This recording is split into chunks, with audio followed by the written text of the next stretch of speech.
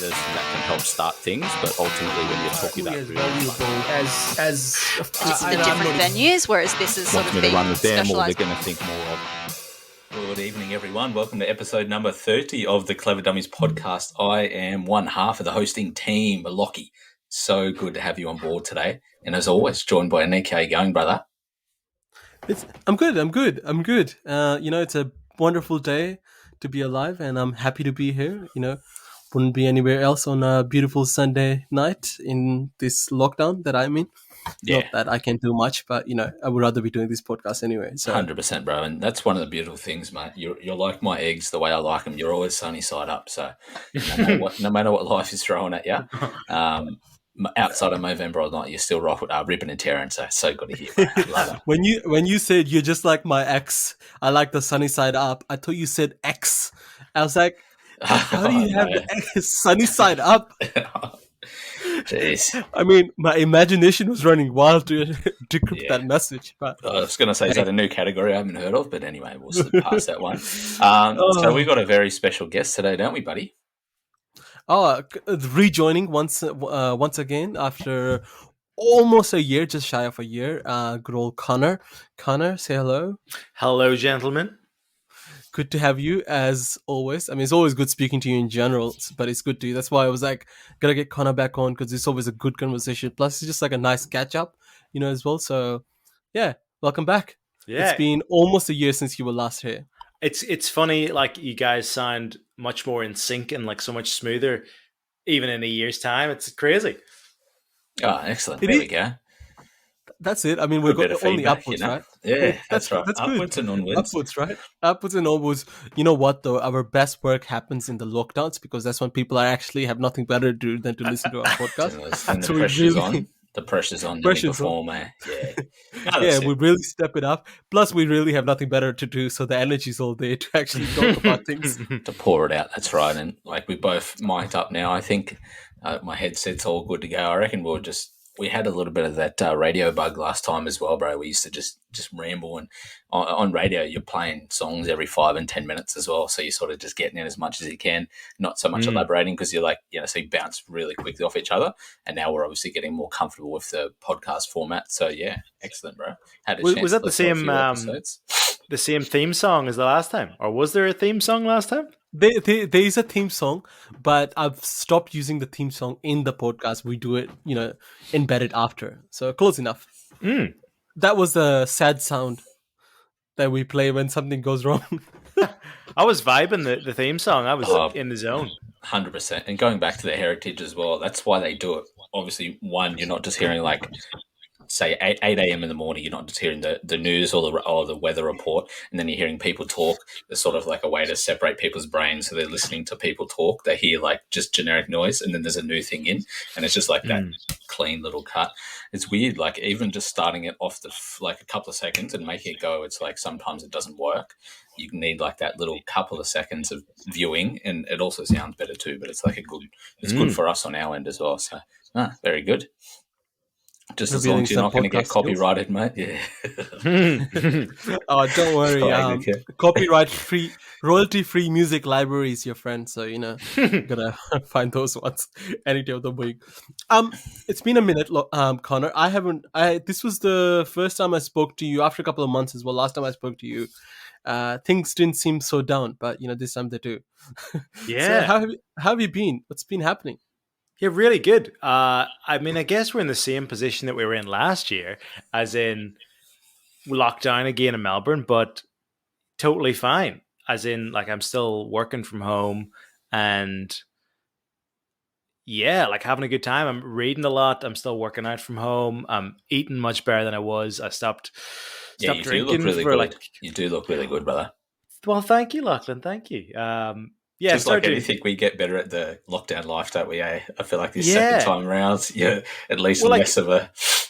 Like this time last year, Aneeqe and me, we went in that like calorie restricted diet and started working out, and that was amazing for like 4 months. It was like eating the same thing every day. It was like super regimented, getting up at 6 a.m., cold showers, meditating, journaling, going for walks. And that was such a big change for me. Like that 4 months was amazing. And then I suppose December, January time, stuff started easing up, fell off the wagon, was drinking again, going out all the time, eating like shit. So this past 2 months, like going keto and working out more from home and trying to get in a better headspace and using the sort of time at home a bit more productively. It's kind of like a mirror of where we were at last year, which was great. And it's been really good. Just feel real healthy and like mentally pretty strong. It's good. I think there's something to that because I've spoken to a few people about it as well, and like having more time adjusting life to lockdown, or particularly a second time where you're going into it kind of knowing what's not going to happen. I think the unexpectancy, you do allow yourself to take some time off, and the diet and the routines are all the things that take the first go. So like you can just start to implement those little things, and you can start to use it for your advantage because you do actually eliminate some of the other things like that, a lot of unnecessary travel and these little things that we have in our regular life. And you're actually spending more time to read and do these things. But that's so good to hear. In regards to being keto, right? Like do you track that? Are you tracking your overall macros, or are you just trying to keep it super low? Are you trying to not touch carbs at all, or low carbs? Yeah, just not really touch carbs at all. In terms of portions, I was doing like fasting for a while, doing 18-6, where I was trying to eat, like wake up, have a protein shake, and then have breakfast and lunch, and then fast for the rest of the day. And then I swapped that around where I was doing fasting for the first half of the day and then eating in the later half of the day, where now it's just keeping the carbs below 25 grams a day and eating whatever I want for the rest of it. And it's been, fine. As I say, I wasn't drinking for like maybe 8 weeks, six to 8 weeks. And that was really helpful because even with like low carb drinks, it kind of throws you out a bit. Yeah. And the way that like we need a lot of insulin to break down alcohol, and there's no macronutrients apart from carbohydrates in some drinks, but it's basically like you're having carbs. And there's also like I notice even if I'm actually eating all right, if I'm drinking a bit more, I have like this like a little bit more bloat to me. So like I look a little bit softer, a little bit flabbier. So even if you're eating well, if you're still drinking, particularly every day, it's very hard to out-train drinking. You know what I mean? So like unless you're running a marathon every day. So that's and even that whole the mood aspect of drinking a lot, I really struggle totally. In the day or two after. I always feel pretty low, even if I haven't had that much. So even that's been a big wake up call. And being foggy, and that's the biggest one. I think when you're not just super sharp and snappy, and that plays a huge role in how you feel, and just feeling that that fog clear up. I think that's super important as well. I think so. And then with anything, especially when you start feeling foggy, it's easy to just fall into a rut, and those ruts take you down very quickly, as we've all learned in the past couple of years. Yeah, 100%. Yeah, and I think your quality of sleep gets affected as well. You do go to sleep, and particularly if you drink a fair bit, you crashed like a tree getting cut down, but you don't enter REM sleep. You're just not physically able because your body's processing alcohol and it's not able to function regularly. So I think the lack of sleep, obviously the excess calories we get at the end of the night, and the fact that alcohol's a toxin as well, like all those things add up.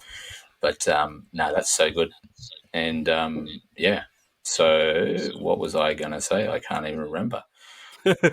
Oh yeah, I was going to wrap up that foggy. No, I haven't been drinking too. I was going to touch on because I've done keto before. I've done the intermittent fasting as well, and the most practical use for intermittent fasting for me is just how quickly I can shift from eating really poorly to intermittent fasting with a good diet. So I can implement it straight away, and then I immediately start seeing the effects of it. For me, it's not a long-term thing. After a few months, I have to start eating breakfast and start maneuvering things around, because oftentimes you get really gluttonous in that window that you're able to eat. But like I can't recommend it enough as well. And keto is no joke. Like you realize how reliant we are upon carbs as well. So that's it's a lot of discipline to keep going with that, because obviously if you don't eat keto for a day or two, you reset basically all your hard work you've done, because your body's like, oh, carbs, what's that? I can digest this a lot easier. So you got to stick with it, right? Like you can't just you can't just sort of go one day not, like you're just not getting the same results. It's funny how even just the sort of rules work so well, going, oh, I can eat this and I can't eat this. I think it would be amazing to have that in so many aspects of your life. Just having those rules, it makes things so much easier. Oh, for sure, rules. And this is the interesting thing, right? And which will probably bring us closer to the topic at hand today. And you know, uh, by the way, Connor, couldn't ask for a better guest to talk about the topic we're about to talk about today. Um, so just having rules in general, I used to be a big hater of rules. I just thought, having rules is just so stupid. Having routine, and so many people always said, oh, having routine means freedom. Like, the fuck does that mean? I'm I'm gonna do whatever the fuck I want. I'm gonna just sleep whenever I want. That's because that's the cool thing to do, and that's liberating and all that. But it turns out it's the other way around, especially if you're trying to explore true freedom of mind when you're talking about it. So it's when you actually do set those rules, so you can be free to do the other things. And even, let's say, talking about being on a diet and watching what you drink or eat, it's all good. Or even like saving money and whatnot, right? It's, you go, oh, this is so depressing. But the moment you go, you know what, I'm gonna take a week's holiday, and I can do whatever I want, and you won't feel bad about it. You'll actually enjoy it for once, because normally you wouldn't, because but now you actually deserve it. But so many people take that deserve word so generously, if you will. you know they go wash their face and brush their teeth. They're like, you know what, I deserve a glass of wine. It sounds, I got up and sent an email today. I paid my bill on time. I deserve.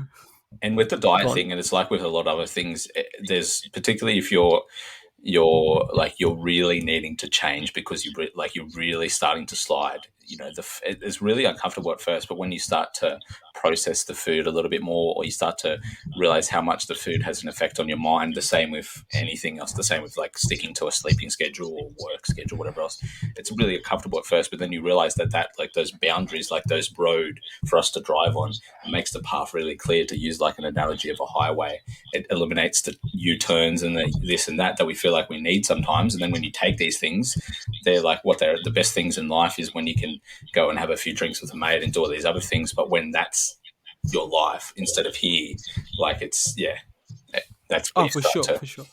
Connor, you actually have a set of rules that you live by almost now. It's funny because I've known you for for the time that I've known you. I've seen, apart from obviously when we first got into lockdown, I've seen you to live by a certain set of rules. So you sound to sound like an assassin, but you do, like I've known you to be very well put together in your routines. Do you? And then obviously the Liam times Neeson that you didn't over have here. those certain skills. certain skills. We also, there was a time, we also basically dropped everything. There was no rules, and it was just basically every man for themselves, I guess, when the lockdowns first started. Yeah, do you that's right. think, how much of a difference do those boundaries actually make? What do you think? Oh, huge. I guess like this time last year when we sort of started looking at these things, getting up at sort of 5-6 was a big game changer, and just going to bed at 10 knowing 6 a.m. I'm going to get up, and that's going to be, there's no question about it. Things like journaling and meditating every morning have been great, even if it's just like 10 minutes of each. It sort of sets a good framework for the rest of the day, I find. Some things have changed. So again, I was like going for a walk for half an hour every morning, which I think I should probably try and integrate again now. It was super because you're just getting moving, getting your blood flowing. And then when you sit down to do some work or whatever you do, you're like in a different headspace. The sort of keto thing has been great in terms of putting rules and restrictions around eating. I find it just frees up so many different things in my life. Even I had like some beers today, and because I hadn't had drinks for so long, you enjoy them much better. It's like that contrast is great. I think I would love to try and get rules for more things. And I think that would probably make life even better. I agree. Isn't that interesting that we spend half of our life, running away from our rules. We hate the rules so much, and then you get to a stage and you're like, oh damn, I need to set those rules for myself. Yeah, and that So process of elimination is like, it's like if you had really strict parents growing up, or you didn't have strict parents growing up, you always tend to like, I've been reading this really good book called Raising Lions, and I've only just started, but it's a book on parenting, and like kids or human beings are, our first instinct is to sometimes be really hesitant towards people trying to implement rules in our lives. But it's like, kids are the happiest kids. Researchers always point to the happiest kids are the ones that have the discipline. They have their regular sleeping time. They go to sport here or there and everything else. And like, I was like that, where I was like, went to a private school for most of my life. My parents weren't too strict, but I was sort of like pretty sheltered. And then I sort of like freaked out teenage years, early 20s. And then I was like, oh, wow, a lot of the stuff that I learned when I was younger, that I resented, the same sort of rules, if you will. It's a lot more complex than rules. It's like more systems, right? It's like a systematic approach. But then you start to bring them back in. And then now, being a dad, I'm like, yeah, this is the way I think to do it. And then you continue it on. But it's yeah, it's good to be talking to like-minded people in that regard, because it's really fascinating. I wanted to quickly ask you about your meditation, your journaling. We can talk about meditation as well, but do you have anything you like to write about, or do you just like take something out of your head and just put it down on paper? What I like, I've done different things, but what I'll just usually do is do like a recap of the past 24 hours. So things that have happened, good stuff, bad stuff, what I'm COVID cases. Yeah. Oh, don't fucking start. So like, if you're doing it every day as well, you can limit it to that 24-hour window, right? That's really good. Yeah. Yeah. And like, there's no COVID cases. Yeah. there's no real like structure to it. It's like, these things have happened. This has been good. This has been bad. I'm concerned about this. I want to work on this. Maybe an outline for the day ahead, going, these are like 3 or 4 things I want to try and do in the day ahead. Yeah, and there's no limit to how short it is, how long it is. If I've got time, I'll just like word vomit and just play it out. I played about with that whole gratitude thing. A lot of people say, spend some time writing down 3 things that you're grateful for, and don't write things like, oh, this cup of coffee. Try and put a bit of thought into it. Yeah. Because it's so easy to be like, oh, I'm like lucky to be, in this house with a cup of coffee or whatever. So yeah, stuff like that. And it's just like a nice way to kind of blank your mind and figure out what's going on in your head. With the same with meditation, it's funny. I'm so unaware of what's going on in my head until I sit down to try and think about nothing for 10 minutes. And then you go, oh, I'm actually really worried about, whatever, like what I'm eating or how I'm feeling, or I've got this weird pain in my shoulder. And unless you take that time to do nothing, you can be completely unaware of that, and it can sit in the back of your head and be pretty distracting. Yeah, we're distracted so much. I was even thinking about it watching TV today, and I was looking at Abby just like roaming around, and she's like constantly looking for stimulus because she's not able to, like what we're watching on TV, she's not able to understand it. She's not able to look at her phone. Like, some of her toys she likes, some she doesn't like. So she's constantly moving around, finding things to do. And I'm like, it's pretty amazing how obviously phones, but well before that, TVs really came into our lives and just gave us something to switch off. And though that's good in sometimes, like a lot of the time we just use it as a way to escape, right? And like not meditate, even just sitting down and talking to people and not having the electronics in front of it, you can kind of get into that meditative state because you're thinking and you're like reacting. It's like, yeah, my neck has been sore today, sort of thing. So that's that, and I think starting the morning off, right, like that's the big thing for me personally, is them like winning that early morning battle.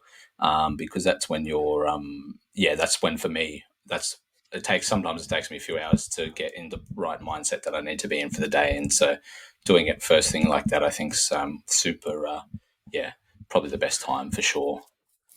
Just a quick question, Conor, with this, just to wrap up this little topic, right? 20 minutes, mate. 20 minutes, right? Yeah. When you write your journals, right? How accurate are they to compare to what's in your mind? Is it as in like, are they that accurate that you wouldn't show anyone? those general that's just for you, or Yeah. you wouldn't mind showing it to someone else, kind of situation? I have it on my computer just in notes, and I have a password on it so that it's just for me. Like I wouldn't show anyone. It's completely accurate, yeah. But in the same regard, if someone saw it, I think it would be like, yeah, you're not plotting someone's death in there, like yeah. No, well, I could be, Lachlan. Just watch your back. Watch your back. That's what I mean. So what you're telling me? I think the reason why you're doing it is that you're doing it. You don't care. You don't want people to look at it. And rightfully so. No. But it's if you're not doing it for that reason, then you're doing it for the right reason, right? Well, like I'm putting down in there stuff like people are bitching about things that I'm annoyed about. It's like totally frank and honest. Yeah, totally. Yeah. Yeah, that's awesome. So. But there's nothing like, since 8 p.m. last night, there were 444 cases recorded. Of me deciding to kill people. The health minister looks like the unhealthiest person in the state, like none of that stuff. I know.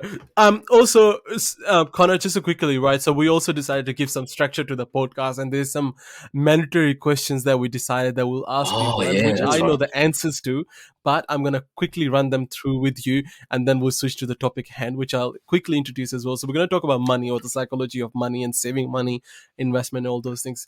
I've been really excited to talk about that. And Conor, you and I had many conversations about these as well. And, Lachlan and I have like changed drastically however money habits were and are or used to be as well. So I think it'll be quite a fun podcast to quickly talk about that. To the first question, I know the answer to this, but I'm going to ask it anyway. How do you take your coffee, or how do you like your coffee?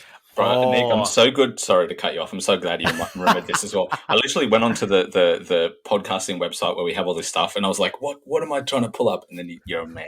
Anyway, continue. How do you take your coffee? At the minute I'm taking my coffee black. I've got an espresso machine at the minute, so it's like making a long black is how I take it. Awesome. Perfect. Long and blank, just how any do you ever put like a little bit of water in it? Some days you're like, I don't want the heat, or do you just bring it on just black and get in there? Sometimes some cream.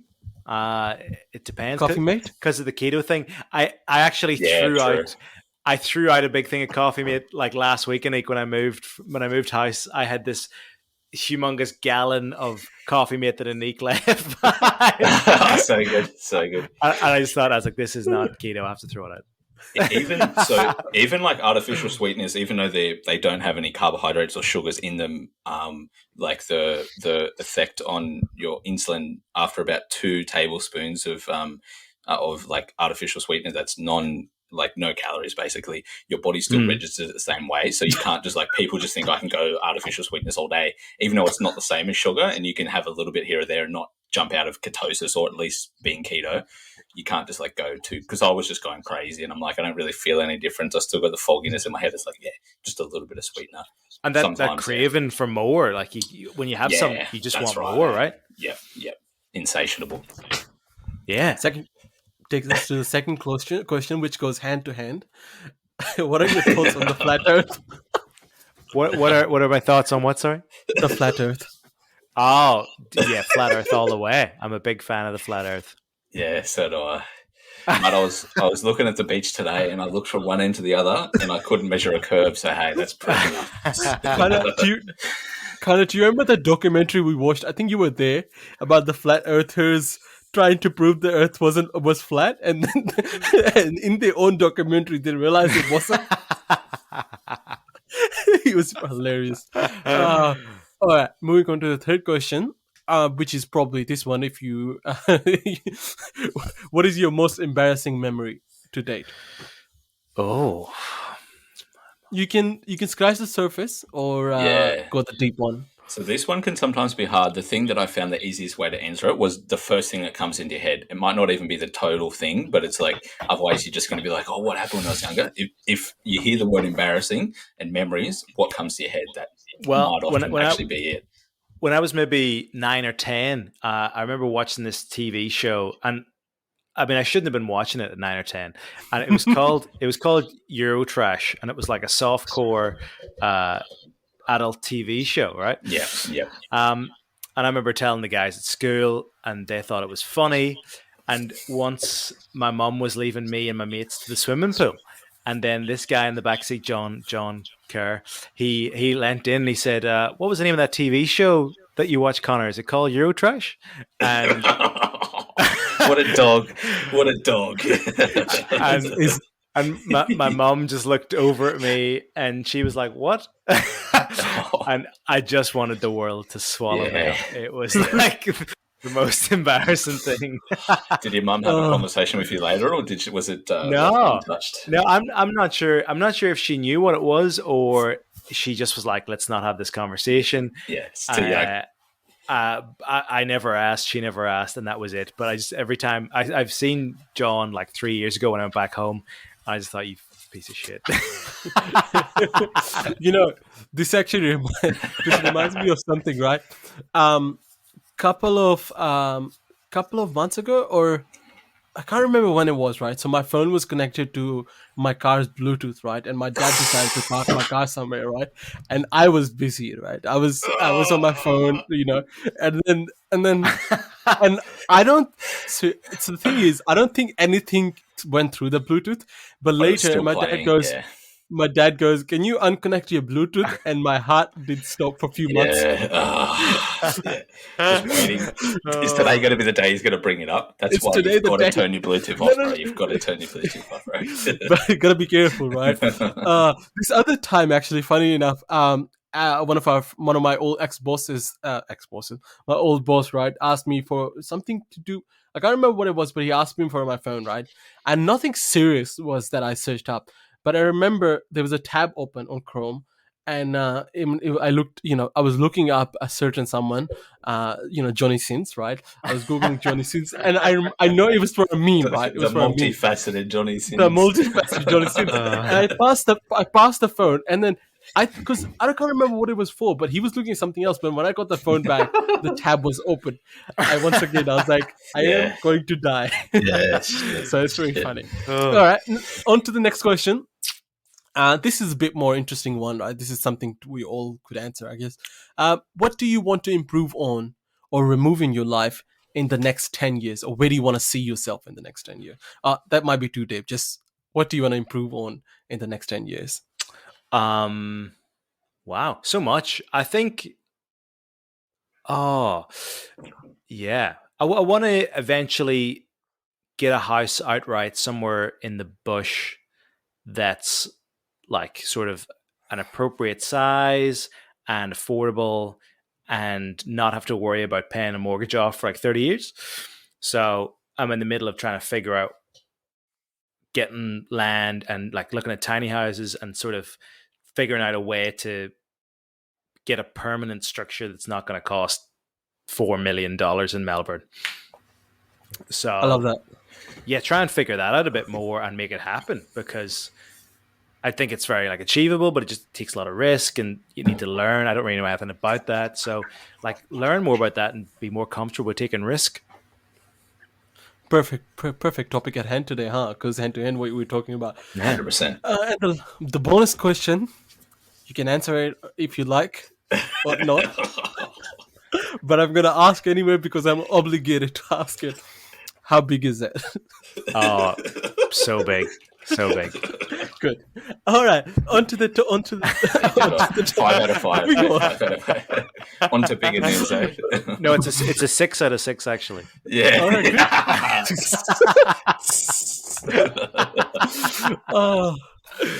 right, hey, talking about self-improvement, and this is what we talked about as well. There was a podcast we did I think at the beginning, and there was this idea that I was playing with at the time. I was realizing wherever you focus, and that's where your energy starts going, and that's when the true magic of things happen, right? So the actual quote that I came up with was, wherever your focus goes, that's where the energy flows, and that's where the energy goes, the magic happens, something along those lines, right? So, and I was thinking about it, and this is, talking about diet and exercise as well, especially in these past 2 years. Not focusing on this thing has, if you're someone who's not focusing on this thing, it's almost dangerous because, things start falling out of place. And especially, knowing with COVID-19, was a great example that it's so easy to have some unexpected things come up in your life. It may not be another pandemic, hopefully not. But something like that can come along, right?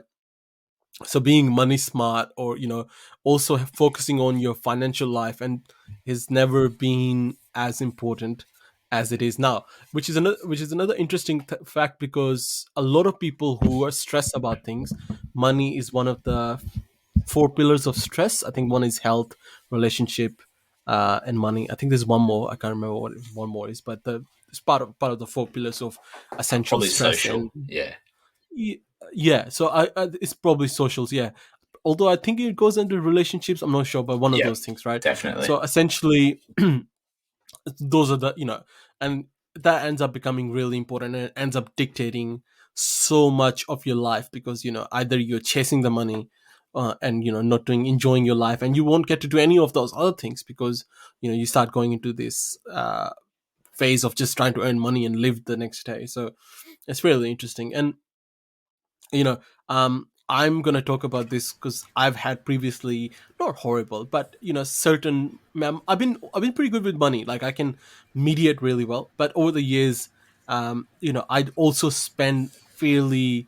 I would spend like I was a multimillionaire, at times, but and I wouldn't spend on things like clothes and stuff. I've never been just super interested in that, but more so like we go out for dinner. I'll just grab the tab, no problem at all. you know so those kind of things, like if I go out for dinner with friends, and like without thinking of those kind of things, so I spend uses. But over the years, and particularly past 2-3 years, I had to really become good with money and financially. And now I think there's rules I implemented, read few books. One of the books I would recommend that everyone, two books I should recommend, that everyone should read. One of them is I Will Teach You to Be Rich. uh, it's written by, I always forget the name of the guy, but it's a really good finance. Remit Sethi, is he? Or Remit Yes, that's Sethi? a Remit Shetty or something like that. Yeah. And another one is Barefoot Investor, and I also don't know the name of the guy. And if you live in Australia, Barefoot Investor is a really good book to read. If you're any other country, you can also read. Yeah, I sent, he's Australian, right? Is it yeah, yeah, Yeah. Scott Pape, I think? yeah, yeah, yeah. Scott Peck. That's it. That's right. Yeah. So those two books are really good, and they help me uh, shape understanding of finance from where I kind of like really started looking into finance itself. So yeah, so a few things I want to talk about. One of the things is, Conor, I'll start off with you, right? You obviously moved to Australia, quit your job, and do your thing. And I also know that you're really, really, really smart with your money as well. So, how was there a big money change, or like shift in mentality towards money when you moved to Australia? And you know, uh, obviously you were living by yourself before, but it was like a different country, and you'd obviously have to have a cushion all the time of your finances, because you are essentially living in another country. Yeah, well, Was there a huge shift? I was having this conversation literally today about how when I was like much younger, maybe 17, 18, I was incredibly like cheap with money, where I would save, and I would like hate spending money. I'd never like shout my mates drinks or do anything. I was always like just being super scrupulous. And then when I started teaching, and I didn't really have a great time teaching, I was spending everything I earned on traveling. So I would save all my money up, then get 2 weeks off. I'd go to like Iceland or some different country, spend all my money, and then start from scratch again. And did that for like 3 years. But then in that last year teaching, whenever I had the goal of traveling for a few months, and at that time I didn't really know I was going to come to Australia, but I just knew I was going to quit teaching. I saved up, I think, 10 grand in like pounds, which is maybe like $20,000. And yeah, I just spent the time traveling, being careful with the money I had because I wanted to stretch out for a longer period of time. And when I eventually got to Australia, I remember sitting in a pub in Melbourne, and I met Gerard, one of my friends I went to uni with, and I ordered a pint, and it was $16. And I just thought, there is no way I can afford to live in this country. This is insane. Like, like to think a pint of beer in Ireland was like £2.50, which is maybe like $4. And Wow. yeah, it was panic. I just had this like I at this stage had no job. It was my first day in the country. I had no idea what I was going to do. I just thought, this is so expensive. There is no way I can make this work. And then eventually, within a month, I got a job and realized the wages were so much higher over here that sort of evened out. And then I realized that that was also a pretty expensive pub, and you could get like pints for $6-7 if you went to somewhere. So it took a change of, I guess, the way I thought. And you're making new friends in a new country, and you want to be generous and like buy your friends food and drinks, and you want to be going out all the time. So it took a bit of like, just a bit of change about thinking how I thought about money, how to balance saving money and spend money and living in a different country. I was living in share houses for the first, 3 years, and that was fine because your rent wasn't that expensive. I mean, Melbourne is fairly expensive for rent, but when you're in a share house of 4 or 5 different people, it's pretty manageable. Yeah, for sure. Melbourne is fairly well priced in rent, actually, especially now that I know in Sydney it's insane. I mean, you'd have to sell your left nut to live with. Mine just left me yesterday, so I So so essentially, if you look at how we were living in Kensington, which is just about 15 minutes out of the city, right? If that. If you were to live like that in Sydney, near Sydney CBD, so you forget about selling your left nut, you might as well put your right up for the mortgage as well. So, because that's what, but absolutely. I think there is some, and that's it. Like, I think shifting those mentality as well. And I think those mentality has to be shifted quite often. The biggest thing that is misconception of saving, and that I've learned was, right, that for some reason saving means that you can't actually have fun or do the things that you want to do, and that's the biggest issue. And that means people don't end up ever starting, because they if you start thinking like that, you never actually start. Then that's the biggest thing. And it's not just in regards to saving as well. This is in regards to how you spend as well, right? It's much more easier to spend on spend on things that are cheaper, right? Because they're easy to justify. However, in the long run, you end up spending a lot more on those cheapest things, and they actually go very quickly. And most of the time, you don't care about those things. So one of the rules that I made was like, I'm only going to spend on the things that they make me happy or bring me some sort of, satisfaction or a value, right? So that was like a simple rule of money. So which means, right, I pay for a whole bunch of subscriptions, right? So like Audible subscription, Netflix subscriptions, and all those things. But I don't spend on things like, Nike shoes or expensive gym clothes and all that stuff, right? Or like some people like spending on their phone, like buy new phones all the time. I don't do that. Like, I don't spend crazy amount on the cars either. So like, so I can't justify spending on, like, because I enjoy using Audible or, like, all those things, for example. Because you've never been a guy to get finance on a car or get a loan to get something new, right? Like you tend to look money for value and invest, and you still get really good cars. So that's one thing you've always been really good at, is that asset. And like I always feel like if you want to get a car, you want to, obviously it's a place to get you somewhere. But if you're like us and you enjoy driving, like there is a certain element to it. It's like once you buy a car, it loses value. It's like, I'm not really buying the car for the value. I'm buying it because it's an experience and I need it. However, if you're paying $400 a month on a car payment, or, that's times that by 2, and that's do that for a couple of years, and you can get an investment property. So that's interesting. Well, that's right. Well, that was that idea Ramit Sethi has, that you've got these money dials, that everyone's got the thing they like to spend money on. For you, it might be like travel, or for someone else, it might be like eating out. Someone else, it might be relationships. And you have to have that thing and not really have guilt attached to it. You're like, this is what I spend my money on, but I don't spend it on Nike shoes. And that's totally fine. And you got to, like, understand that you will spend money on something you enjoy, but you'll cut back in a different area that you don't. And that's it. And I think this is the biggest thing, right? So many people, well, not so many people, it's normal. It's considered normal to want to spend money on the things that everyone is doing, right? So it's easy. So for example, like, one of the things that I was thinking when I moved back to Sydney, I was like, how the fuck does everyone here has a Mercedes? I'm so confused. Like, what the fuck are they doing? Like, I don't understand. Like, how are they can afford these cars, and then afford these designer shoes, and then afford a Gucci watch and all this shit. And I'm very confused, and still I don't really have an answer. So if you guys have any ideas, please do Well, tell. I guess like part of it is you don't know what debt they've got and what finance exactly they're right. taking out. It's amazing. I mean, people I've met over the years have got these really lavish lifestyles, and they'll pick up the tab if I'm out for dinner with like a few mates, and you realize that they've got like a massive amount of debt, and it's a bit of a flex paying for stuff or having a Merc, but it's not actually, they're not owned outright, and they're sitting on mountains of debt, and you never know that. Well, that's exactly right, and I think that is often the case. So, but it's easy to see that and go, well, I'm gonna buy that because often so much especially psychology intertwined with it, isn't there? That's right, because you go, when you look at you go, that person has a job that's roughly similar to mine, and they're driving a better car than I must be doing something wrong. Like, how am I not being able to afford that? And so that is very easily you can give into that and end up buying the things that you don't really care about because you think it's either normal, or B, you once again, like, social impact comes onto it, and you go, well, that's what you.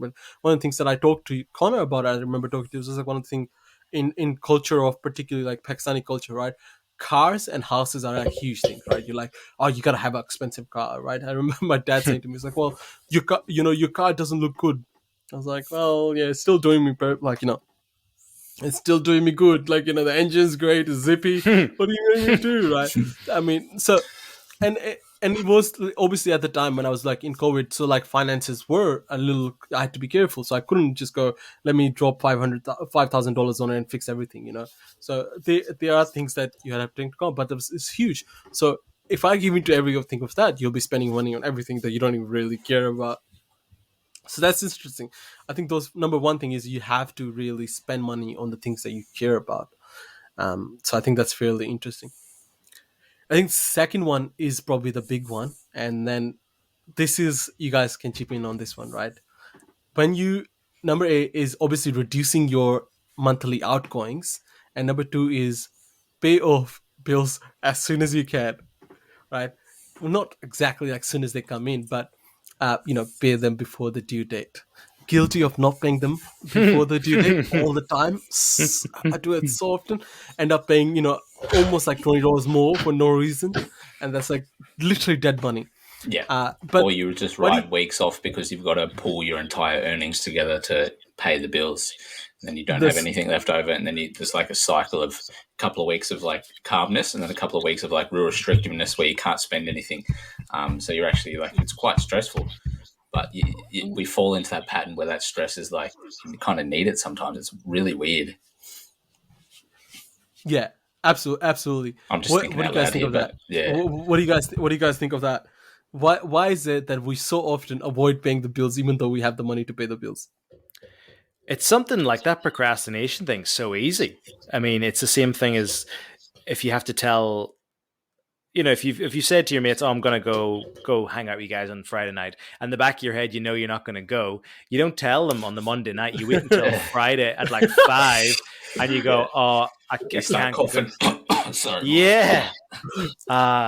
And it takes a lot of work to get out of that, just to be upfront. And same thing is that when the bill comes through, you go, I'll pay it later in the week, and you just don't. Yeah. I've had to really train myself out of that habit because I was the same for years, and then I would get these late fees. I remember thinking, this is so stupid. Like, when it comes through, just pay it. And now when my phone bill comes through, it's like just done within a minute of it coming through. But it takes a lot of thinking about it to do it. It's so stupid. Yeah. Sometimes there's a reliance, like if we can definitely get into trouble by sacrificing what we need to pay for something else. So you're sliding back into that habit of wanting to get something, knowing you can't really justify it, but doing it anyway because you have the funds available, and then dealing with the stress of whatever the late payment might be, or just the urgency of having to hit a deadline, electricity or something like that.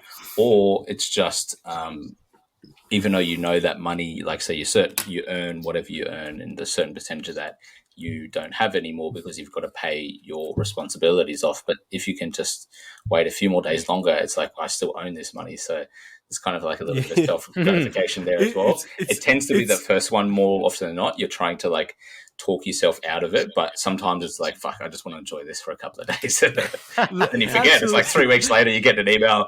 Oh shit! yeah, debt collectors. Oh, No. What I find the most interesting is right.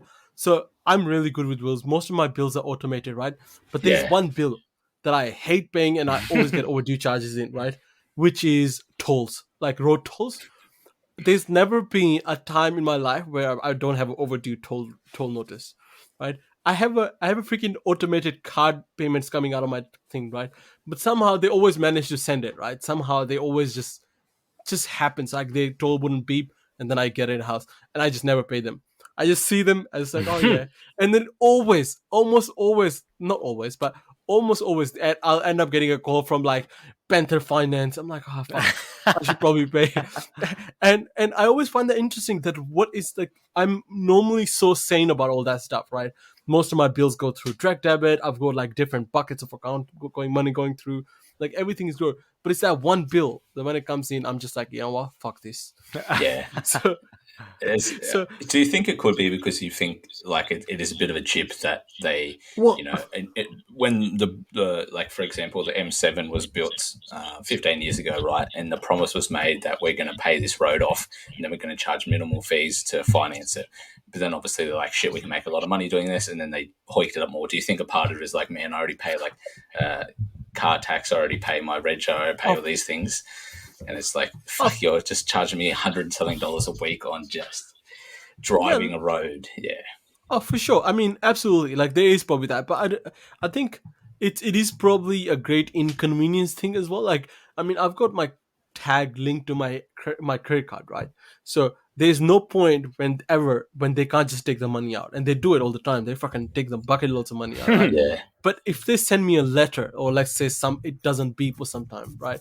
Send me a letter, I'd never pay it until they hit the Panther Finance. Sometimes I'm actually almost proud of it because I know it probably cost them a little bit more money to get money out of me. But Yeah. at the same time, 2 cents for a letter. but it is stressful, right? It is like, oh fuck, and in the long run you hurt your credit score doing that. But honestly, and that I find interesting. So I think often, and that most of the thing, the way I solved that problem was I direct debited all the bills that I could, right? And now about to the recommendation of the bank, right? I use this bank called Up Bank, right? And Up Bank it's quite a new bank, but it's backed by Bendigo Bank in Melbourne, which is a fairly decent sized bank in Melbourne, right? In Victoria, I should say, not Melbourne. And they have these like buckets, and you can organize everything, and you see the how much payments are coming out of your account. Let's say if there's someone took a payment out, then more than was predicted by the bank, you'll get notified. So that's why I'm happily direct debit all the charges, and that works really well. So I think that's another one. So if you pay your bills on time and set those direct debits. Do you guys have many direct debits set up, or you guys more of a pay bill manually kind of people?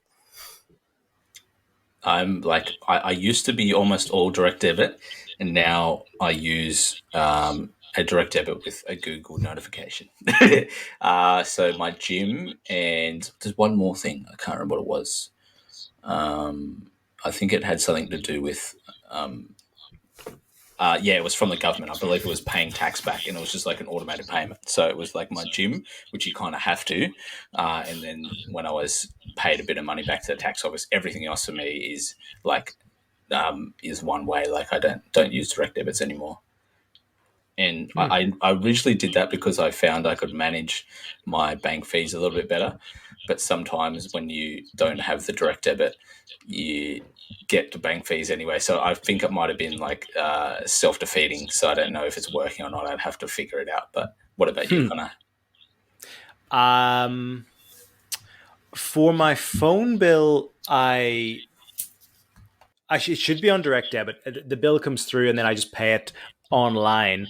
And then other bills, like rent is just an automated payment, electricity, all those things are bill comes through, then I pay it. There's no, like, I have no reason not to pay it through direct debit other than laziness, I guess, even though it's more work to actually pay the bill each time it comes through. Yeah, I don't really. Yeah, I should come up with a better way of doing it, because I just pay them as they come through, and it makes no sense for me not to pay them through direct debit. I just don't. Yeah. Isn't it interesting when you think about, particularly when things come to money, like there's so many things that we do. It's just like, and the biggest thing is not talking about it as well, because you sit down to talk about money, it's just cricket sounds, like you go, oh, people Yeah, don't it's want to like talk politics, eh? about. Yeah, It's like it's real. It is really interesting, and then it's you've got stress. It's linked directly to stress, so a lot oftentimes it's easy to not talk about it, right? yeah, and one of the things. So let me tell you, like a horrible thing. Well, not horrible to anyone else, but to myself that I did. Right. So before lockdown, I was training I was training MMA for a while there. Right, almost like 7-8 months. Right, and then the lockdown hit, and I was and then the first few weeks they just kept charging me. I sent them an email. I said, stop charging me. I can't come to the gym. Right, we're in lockdown. Right, in Melbourne, and they said, okay, cool. So and then the lockdown got lifted, right? And I was like, okay, I'm planning on going, right? So I'm planning on going. I'll go soon. Anyway, so they started charging me again, and they charged me $50 a week, right? So it was a very fucking big chunk of money, right? Not a lot, but you got 50 chunks. It's like, fuck, how you do so much with it? And it was annoying every time it came out. And then and then we went back to another lockdown. So I was like, oh, okay, cool, whatever, right? And then they disappeared because they didn't charge me in the lockdown. And then I remember last time, and I said to them, I think it was a lockdown was just getting lifted, and they charged me again. I said, hey, I'm about to go on a road, go to Sydney, because that's when I was going to Sydney. Can we post by payment on pause for the next 2 months, because I'm just going to be oh, that's right. I was going to Sydney, and then I got in lockdown. And I told them to put my payment on hold, because I was like, I'm going to go back to Melbourne, and then I'll do this. And they said, okay, no worries, we'll put it on hold. And I forgot about it. And then it started again. So they charged me, I think, almost $300 just because I wouldn't say fucking cancel it. Fucking cancel it. Bro, there's an amazing stat that the Australian Institute of Sport did. I think it was like 2016, 2017. And I feel like more people are using the gym now more than ever, even though people aren't necessarily going. Stats are higher up. Like, more often than not, you talk to people now and they say, yeah, here or there. It was something like 75% of people use it less than 3 times a month.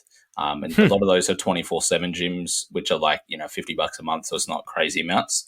Your specialist gyms that you're talking about is, sometimes $50, $100 a week, because you're getting that, closer detail. But it's pretty crazy.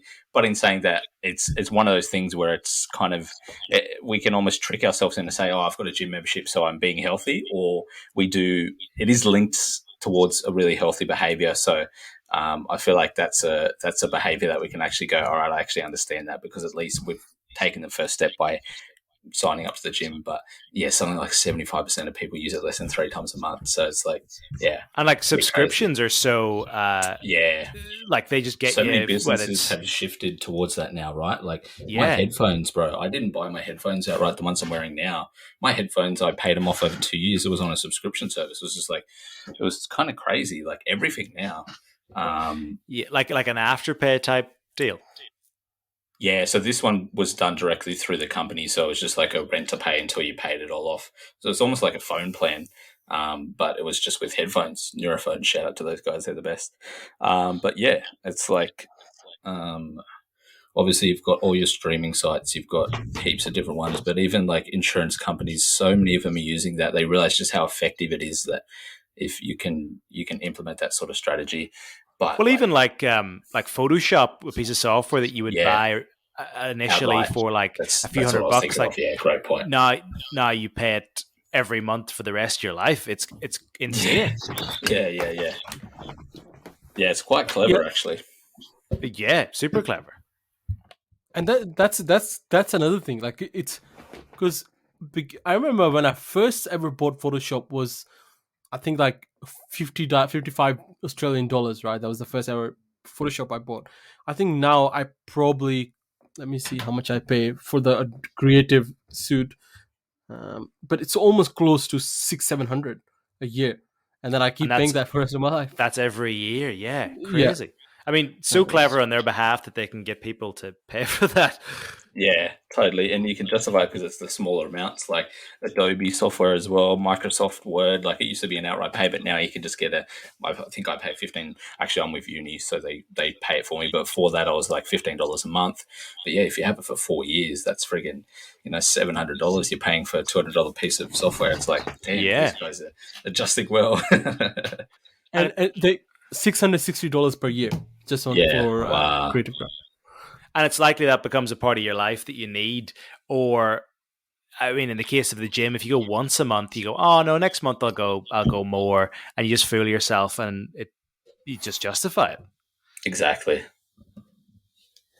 Oh, I mean, there's so many people I can think of who do that. So many people, Conor. So many. Yeah. Oh, so many people. Talking. So there's that aspect, right? So you've got the income, and then you've got the outcome. Obviously, behavior, how you spend. Now, and then there's systems, right? And then this I was just talking about being able to catch the stupid bills and random charges and stuff. And there's that as well. So systems is important as well. And I think Ramit talks about it. And the way and once again, the reason I've set up all these direct debit because I don't trust myself to do anything, right? Because if I have my money in my account, I'll probably spend it, right? So what I've done is I've got cycles of automated payment set up, right? Which, for example, I've got different 2-3 different bank accounts essentially that I use. I've got a main account, which is just a normal checking account, right? But that my money comes into that bank account, and that bank account takes it into a savings account, which I use UseSaver, and I also use ING, and I'll talk about why I use two of those, right? But ING and UseSaver have a slow bank transfer, so which is super interesting because once you transfer the money into it, and it doesn't transfer back into my checking account as quick, right? And I don't have the cards. I don't have the cards for I don't carry the cards for those banks. So that means I'm less likely to spend out of those accounts. So USaver is really good because USaver works with your NA. Well, for me, they works with my NAB and they have slow transfer. So they work really well for me. And those one I use for mostly small amount of savings. Like say if I'm saving for something, let's say if I'm saving for a car, I've got a larger saving account with ING. ING really good because they probably have one of the highest interest rates, and all you have to do is spend a couple of bucks here and there from their card. So they work really. They changed that last year, right? Oh, really? Well, I was with ING for the same reason, that I was getting these insane interest rates, and then they changed it last year where the interest rate got cut down, and then instead of you had to put in I think $1,000 a month and then make 5 transactions, but they changed it so that you had to, I think you just had to have more money than the month before. And that was me for ING. I was like, this is not worth it anymore. Yeah, right. What are you using for your savings account now?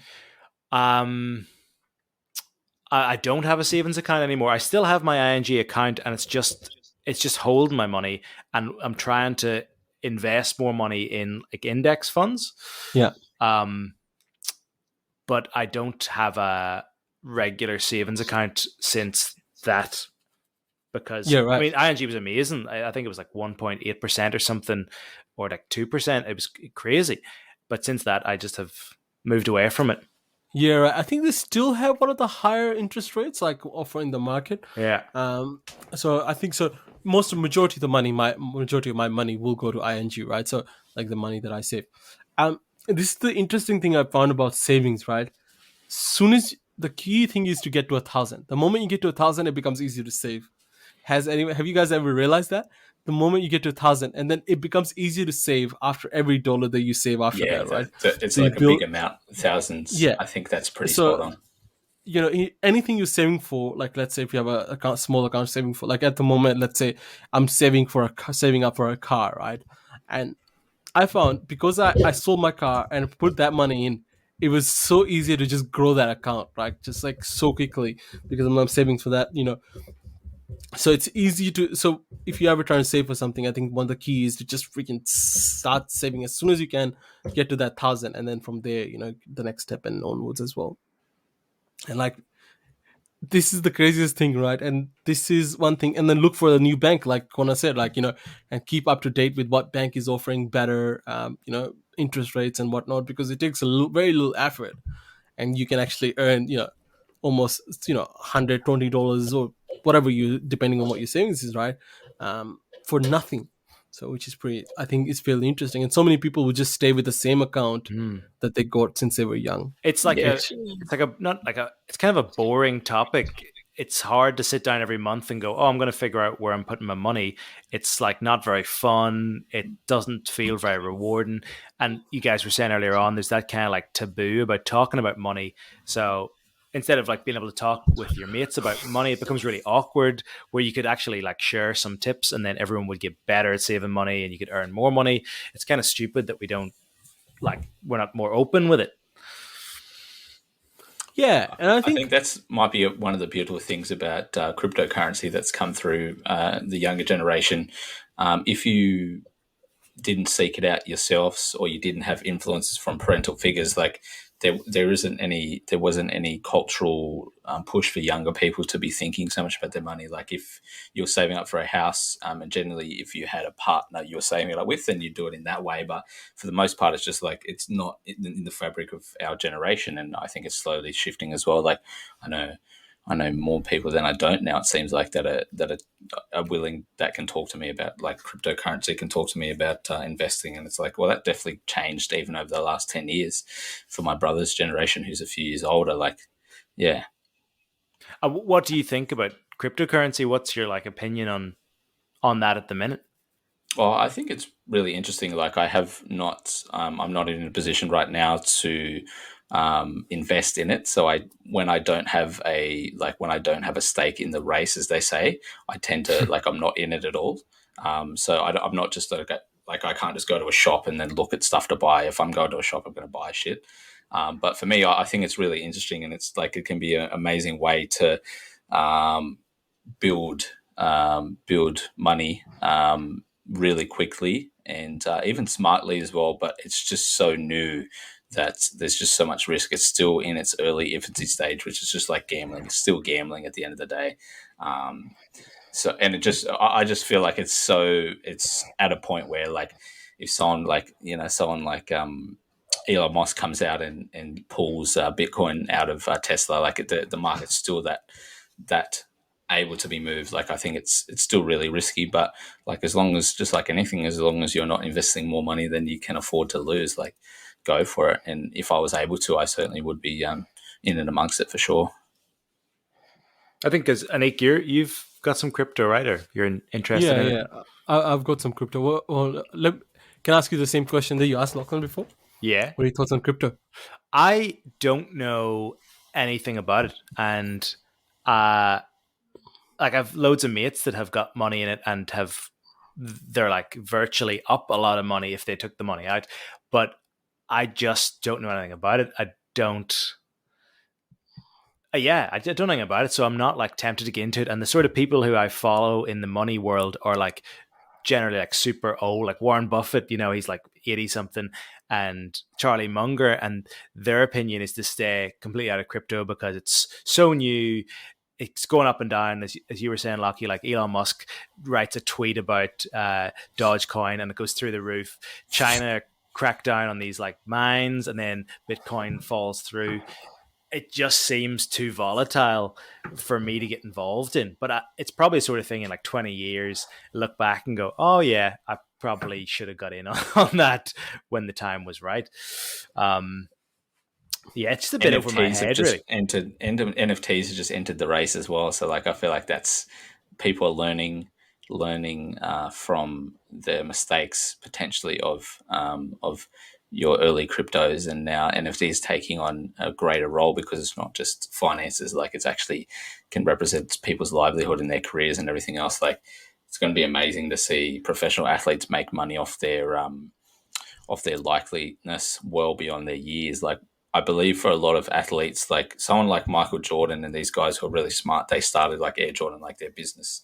But for a lot of these guys, while they're under contract with like a team, for example, in the NFL, Tom Brady, while he's under contract with the Patriots or he's in the NFL, he gets his money from ticket sales, he gets his money from jerseys and that sort of thing. But when he's retired, like the team gets that money because it's a team's thing. He has to start his own clothing brand, and that at least now people have the chance to have to make NFTs off their own thing, and then they can just that thing can get sold 100 times, and they can then they continue to make money off it. So, have you obviously, Aneeqe, you probably be able to elaborate more on it. You obviously you're in the cryptocurrency world. Have you looked too far into NFTs at the moment?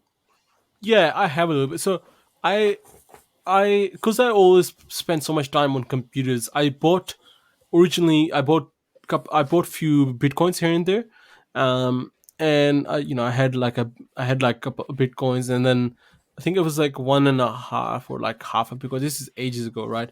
I had, and the funniest thing is I actually didn't even know that I actually bought it. Like, if that makes sense. Like, I didn't even realize that I had bought it. Like, for a very long time I thought, oh, I heard everyone talk about crypto. I was like, oh yeah, I've looked into it, applied, but it was too complicated. I gave up, right? So Yeah. and so I actually, for a very long time, and then I think it was not early last year. So in 2019, I realized that I had almost like one and a half Bitcoin, but then I realized it's like I actually can't get into my wallet because at the time the wallets were really quite primitive, and then they weren't online, and it wasn't all the it was directly linked to your computer. I got an email saying this is what your thing is worth. I was like, oh, I am rich. I am rich. And turns out, I there's no way to reclaim that. But essentially, I am, sitting on Your assets, $29,000. So I think, but that was interesting, right? I and then I last year I started getting back into crypto, right? Or earlier in the last year, right? Started getting back into crypto.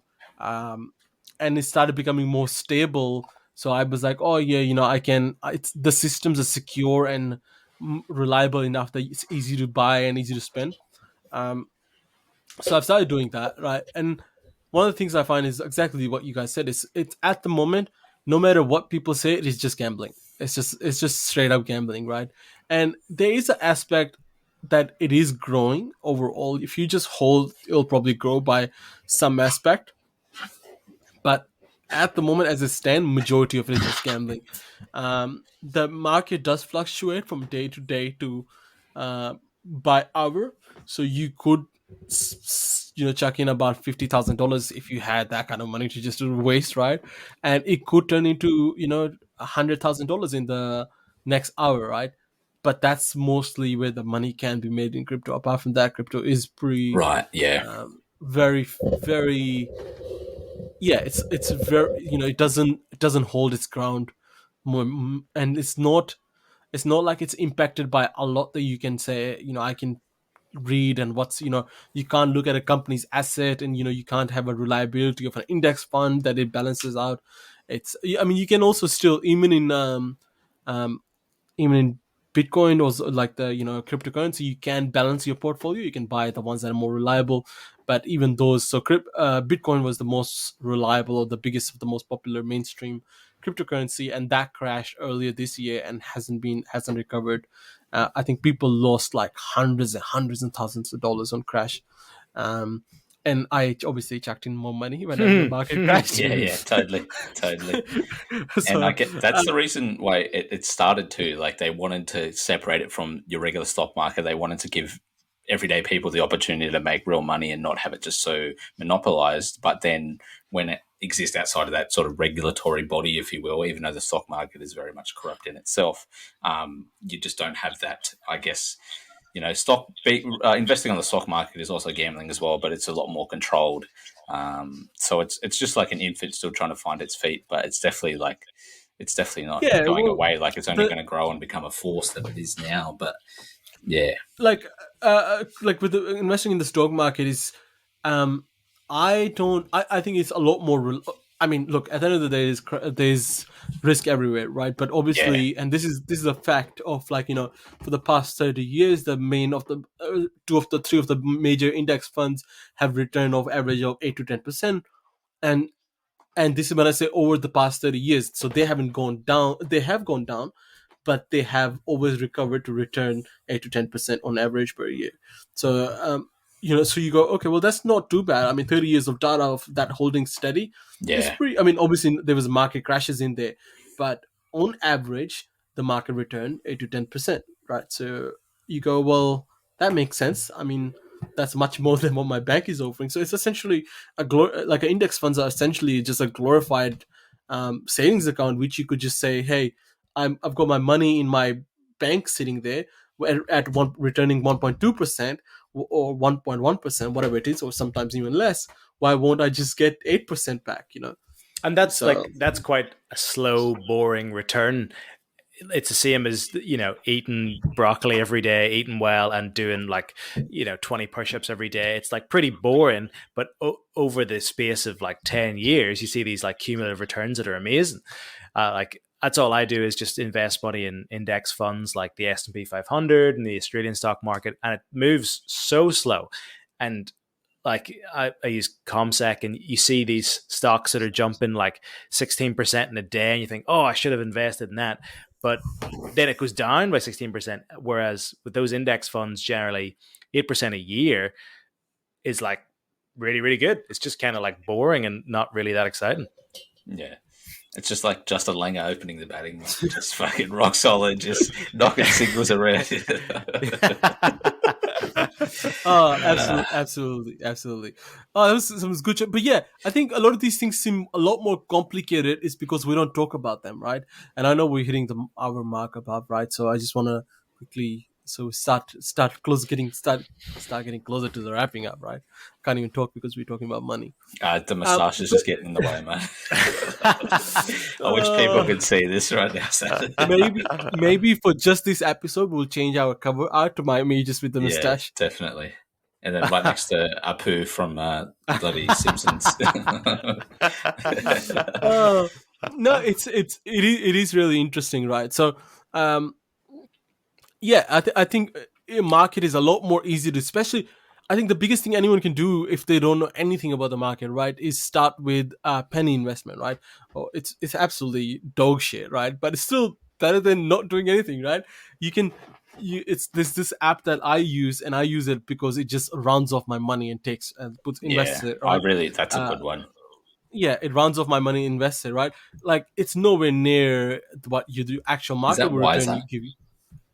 Wiser is another app that's designed to help you pay off your debt, but this is called Raise. It just takes so if you buy a coffee for $4.50, you'll round off to $1 to the nearest dollar, and it'll invest 50 cents, right? It's called penny investment. It's really good because you can still get up to, I think it's almost returning to 3.44%, even though that's half of what the market returns on it's still better than a bank. And that's good for getting you in the mindset of, I can make my money do something for me instead of just sitting and with inflation losing money. That's a really good way to get you into that mindset of investing. And it's a lot. Yeah, absolutely. It's super easy and it adds up. You go, for example, I remember, so I try to keep my Raise account below $5,000 always, right? Because after $5,000 they start charging you fees. So I remember, start of this year I pulled out all the money, right? And by doing nothing at all apart from just roundups, every time I spend money, it just rounds up, I'm back up to $1,200. So you go, oh, it's just, even if I'm just save that money unconsciously, it's a good habit to just do, and I think there is some sort of fees. Yeah, that is amazing, which is yearly, not $1.99. So I think that's a pretty good investment. So if anyone wants to get into that kind of stuff. Yeah, we've spoken about it multiple times on the show. Every time I have this eye-opening thing of that's fucking cool, and then I just don't do anything about it. Today, it changes, all right? So it's WAZE, isn't it? Raiz, R-A-I-Z. Well, that's why I can get it wrong, but I'm looking for ways, and I'm in all sorts. You've been downloading the map app all this time. Yeah, yes, that's the one. It's gonna Shit. take me somewhere. Right. I was promised fucking Morgan Freeman. I still haven't found him on that app, so yeah, I'm not happy. I think that's most of. I think the systems is super important. Automate everything. Is make it easy. Just get rid of any transfers, anyone that you have to do, which just changes your whole, money patterns the way you see it. Yeah, I think that's most of the ideas that I have. Get up bank and get race. And do that automation for your savings as well. Yeah, like do each month put in like $300 straight to a savings account or to an index or like Raise or something. Automate your savings as well as your bills. Yeah, the biggest thing, yeah, absolutely. I think the biggest thing is people say, oh, on average, save 10% or whatever, right? So the way I do it is just, I don't know, works for me, maybe it doesn't work for other people. So I would save, I think, roughly 5% of my total income. And then I've got another, money, rest of the other 5% that I normally like to save would just go into rest of, I think, is it 15%?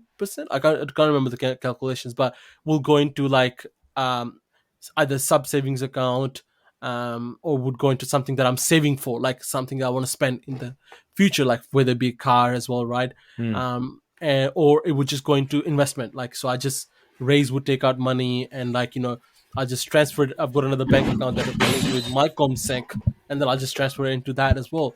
So those are the transfers that happen. And then if you have also this works for me, I have multiple accounts for different things, so I never really go to, well, like there's one bank account which is like essentially like my, trying, I guess, get married, have a house savings, right, which I never really touch, on a term saving account, right? So but apart from that, all of those accounts are usable, but I never see a huge sum up of money in any of those accounts, because they just go to different places. So it makes it harder for me to ever spend that money, or like see it that I can easily trick myself into thinking that I don't have money. It's easier for me because they're in different accounts, for their purposes. And like I said, Totally, for saving, for big savings, I would always, at to date, I've been using ING, but I should look into that. But for my other savings accounts, like, for buying a car, um, I use Ubank, or like, and I also started an account called, like, like wedding, like, which is like, if I ever get married, I was like, maybe it'll motivate me to 100%, find a girlfriend, yeah. right? Bit of manifestation, Bit of manifestation. So, and like those easy convenience apps and like PayPass and these sort of things that have made our life simpler, like they've definitely increased our just our willingness in those situations where, hey, I don't have access to this money, so I'm not going to spend it. It's like, oh, this is really easy, I can get it. By doing things counterproductively in the reverse, like you can nullify a lot of those traps that we fall into. So I really like that. That's right. And I know those accounts have, like as I was saying, some of them have different interest rates, but obviously, if you really want to get into it, you can work out, like, for example, I know my CBA, I don't really save much in it because I just put the money in for transfer to Comsec. Or another good one is, once again, on Upbank, right? You can have one saving account and just categorize your savings in different methods, right? And you get the interest on everything together, even though it's categorized for your different savings reasons.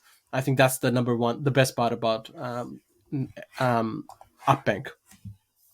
So which is pretty good. Yeah. So I think trick your minds into, like, doing all those things that are hard, and then hopefully, good luck towards you have a brighter financial future. Amen to that, brother. Conor, this is you saving up for the house, huh? Yeah, that's what's going to be. Yeah, trying to get something out of my money. Yeah, got all the tips and tricks. Yeah, I mean, it's just so much to know. Like, I've started from knowing nothing to knowing like maybe 0.25%, and again, like talking to you guys and talking to other people, it's made it. You learn things that you'd no awareness of. Like, investing always seemed pretty scary to me, and I was like, oh, you could lose all your money, and it seemed like, oh, you put $1,000 into Apple and then you make like $4,000 in a week. it's just very different. But you have to read about it, right, and talk about it and go through all the boring stuff to figure it out. Yeah, and the great thing about the resources we have with the internet is like you can follow and interact with people that are switched on, and you don't have to like go in and pay a fee to someone. You can just get a heap of free content, and then make your decisions off that. And as always, just like gambling, fucking gamble responsibly. At the end of the night, I've been telling you to fucking put your money away. I love that, but yeah, like don't invest more than you can afford to lose, because the odd chance it'll probably happen, and it'll probably happen early on too. So yeah, very good. I just wanted to, before we close, I wanted to ask Conor a question. Obviously, going back to right at the start of the program, we're talking about the keto diet. When you eliminated all the carbs and you increased your fat intake, did you find yourself shitting yourself a fair bit? Because I definitely did. It's a real issue. I actually find the exact opposite. I find Really? that, yeah. Wow. I'm pretty regular.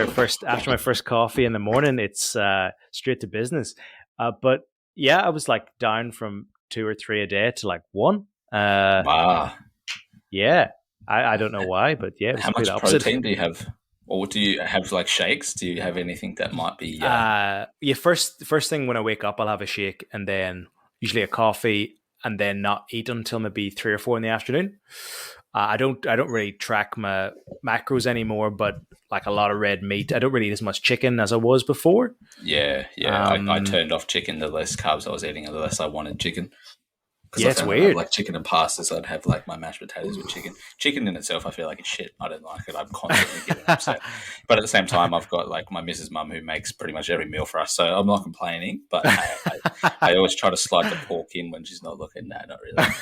All the beef mince or something like that. Chicken just doesn't do anything for me. You can put some sauce on it and flavour it up. Beautiful thing I like about a steak is just give it to me fucking straight up, mate. No, I just love that you said that you try to slide the pork in when she's not looking. Oh, shit. Very good. I didn't even. That was sharp, man. I didn't even realize what I said. So happy days. Bro, if you're in a calorie deficit or you're eating less foods, like sometimes you don't need to go as much because you don't have as much fucking thing to get rid of, So yeah, it's not all bad, I guess, as long as you're not constipated. But hey, maybe we're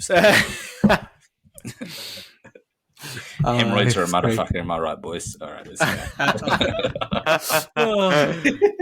It is. Yeah, it is. I will. Well, talking about changing your lives, I'm about to just one little shout out. I'm about to start this thing called 75-day hard challenge, which is meant to be, beautiful.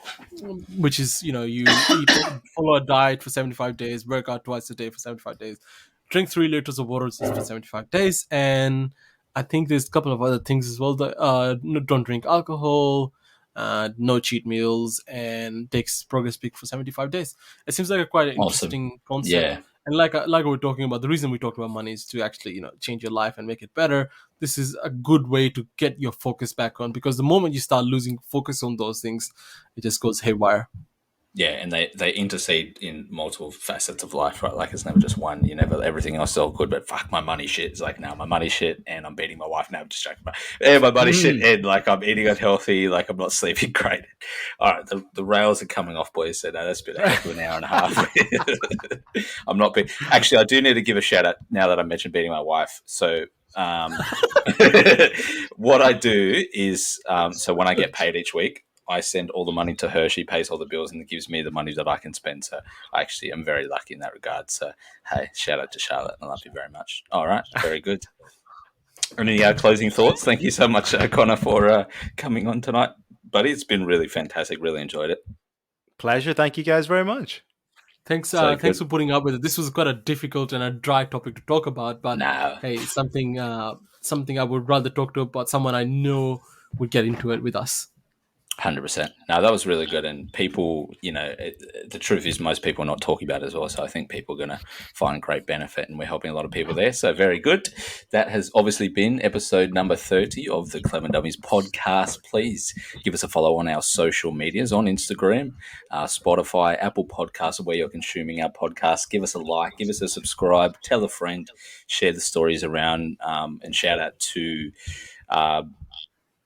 oh, bro, I can't believe I blanked. Who gave us like mad feedback the other week. Oh, Enjo. Enjo. I'm so sorry, Enjo. Like I super thankful. I wasn't blanking on your name. I was like, who was it? No, that was so good, dude. So yeah, we really appreciate it, bro. Because Enjo was in lockdown, he sat through He from pumped end the whole to end. thing. What a beast! He listened to the whole podcast from start to ending. So Jeez. that's brilliant. We might have to get him some signed fucking t-shirts soon, eh? Shout out to Enjo. Love your work, bro. God bless. Anyway, boys, thank you so much. I hope you guys all have a fantastic night. Enjoy the lockdown period. Stay safe, mate. Keep your head on a swivel. Consume more positive things than, spend more time in reading books than reading the media. So that's all I can give my advice for today. So yeah, love you guys very much. Have a good one. Peace. Catch ya.